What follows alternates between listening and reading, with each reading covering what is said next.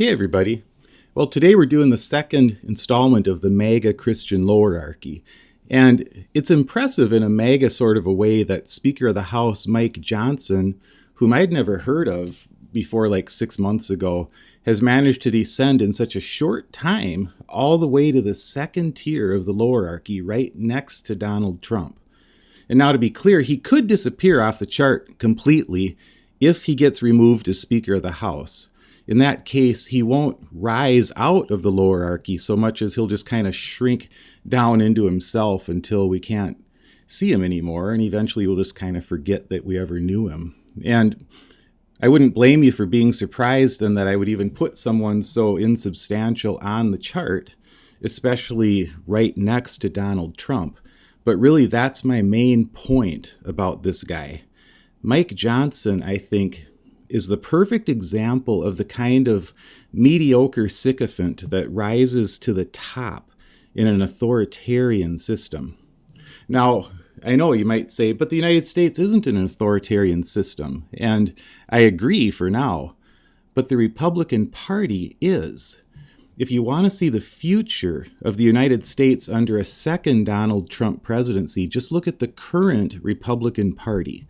The most important attribute in the MAGA version of the GOP is an unwavering belief in Donald Trump.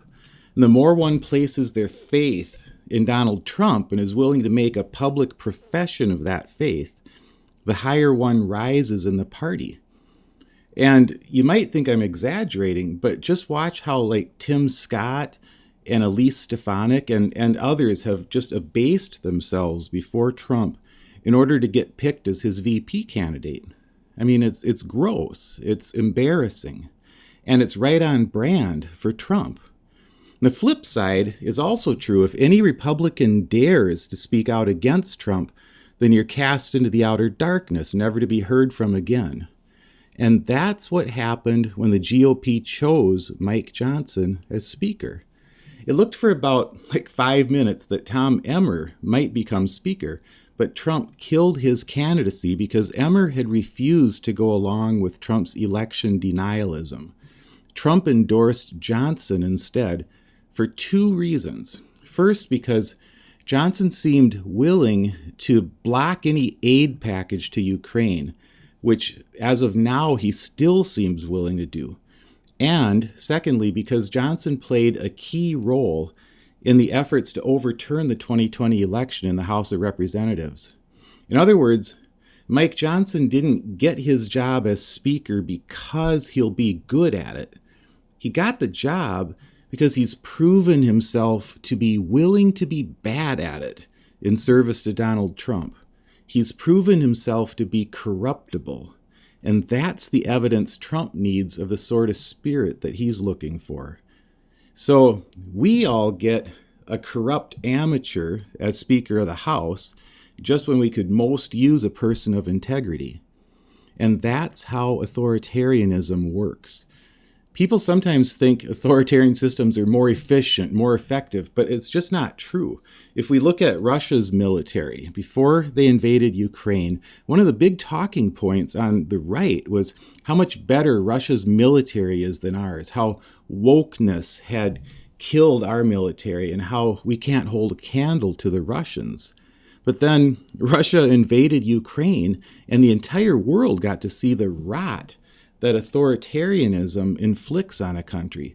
Corruption is central to authoritarians, and Vladimir Putin sits on top of a system where each person underneath holds on to their position by not posing a threat to the person above them. And as long as you don't pose a threat, then you're free to do your own little bit of corruption in your own little corner of the system. It's clear now that once he invaded Ukraine, Putin himself was surprised to learn that he'd been lied to on a grand scale about his military readiness. Corruption had hollowed out his army, and Russia was humiliated on the world stage. But again, that's how authoritarianism works. And we're seeing that same sort of corruption in the Republican Party, all because they've made allegiance to Donald Trump the core belief of their movement. So Mike Johnson just exemplifies the sort of person who'll keep rising to power in a Trump presidency. I mean, the only reason that we're talking about this guy today is because with Trump's help, he managed to claw and scratch his way from the back of the clown car to become chief clown, but only for a time.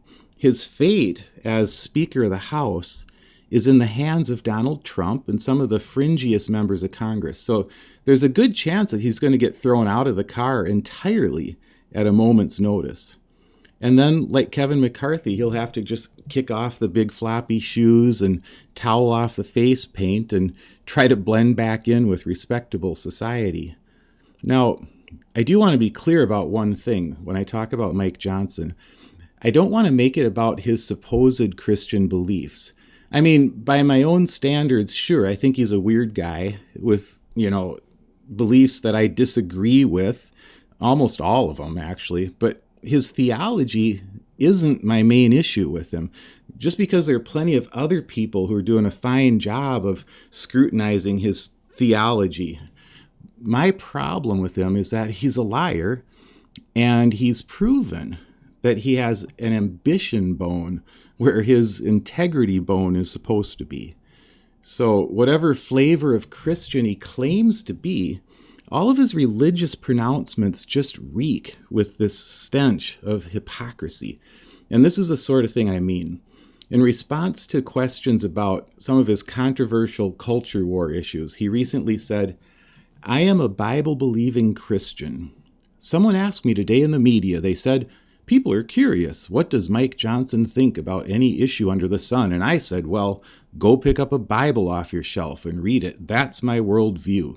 That's what I believe, and so I make no apologies for it."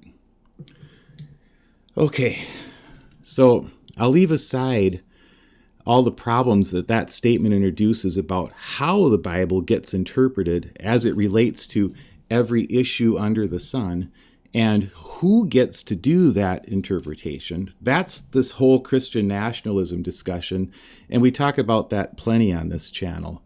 But let's just, for this moment, take him at face value. Let's assume that he means what he says about the Bible.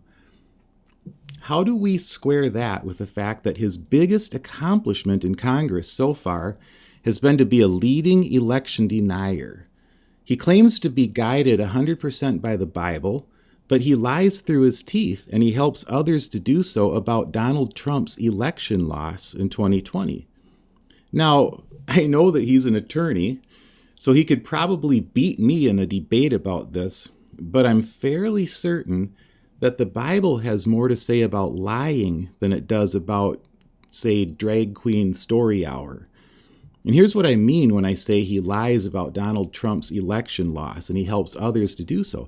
The New York Times called Mike Johnson the most important architect of the Electoral College objections. They called him that because he was the one who found a way for Republicans who didn't want to look flat out ridiculous when they denied the results of the election to have a more respectable sort of objections that focused on the processes that the states use to run their elections. And he ended up leading a group of 100 congressmen who supported the lawsuit in Texas that tried to overturn the election results in several states in 2020. If you're a certain type of lawyer, you can get pretty good at dressing up a lie in technicalities and flowery language about protecting democracy, but the end result is that you're giving cover for people to keep insisting the election was stolen. No matter how much you dress it up, it's still a lie, and people died on January 6th because of that lie. And then on the night of January 6th, just a few hours after that insurrection had happened, Johnson still voted to overturn Biden's wins in Arizona and Pennsylvania. So where did he find that in the Bible? Just after he was elected Speaker of the House, a reporter asked Johnson about his support for overturning the election, and here's what happened. The efforts to overturn the 2020 election results. Oh, gosh. Shut up. Next question. Next question. Now, when I talk about a clown car, that's the clown car. And by the way, the nice woman who yelled, "Shut up," is Virginia Fox. She's the author of the devotional classic, God is in the House, Congressional Testimonies of Faith, available now on Amazon. So, even before this Ukraine aid situation, Johnson already had a lot to answer for. But about Ukraine, I remember saying when the GOP was searching for a new speaker that the one thing we could be sure of is that they'd pick someone who's willing to block aid to Ukraine. Because Donald Trump, we just have to admit, Donald Trump wants Ukraine to lose that war. And if the U.S. doesn't send aid to Ukraine, thousands more people are going to die, both Russians and Ukrainians, because it will just encourage Putin to keep going. He's holding out hope that Trump is going to win in November. So in the meantime, his war machine is just going to keep on grinding away the lives of his own people and the Ukrainians. And now Mike Johnson, as Speaker of the House, is the only person who stands in the way of Ukraine receiving the aid it needs from the United States. The fact that he's taken Trump and Putin's side on that issue for this long already disqualifies him in any normal world from serving as Speaker of the House. But still, I do hope that he finally does go against Trump and allows the Ukraine aid to pass. When I look at Mike Johnson, I think of Queen Esther. Esther was a girl in the Bible who'd been taken into a pagan king's harem. When she learned about a plot against her people, she took her life into her hands, and she dared to go into the king's chambers unbidden so she could speak to him on behalf of her people. It's a beautiful story, and I'm sure that Mike Johnson has told that story to his kids many times. So now Johnson is having his own Esther moment. He got summoned into the king's chambers just a few days ago on President's Day when Donald Trump had him down to Mar-a-Lago to talk. Unlike Esther, Mike Johnson's life wasn't on the line in that talk. And it's not on the line in the political choices that he makes from here on out.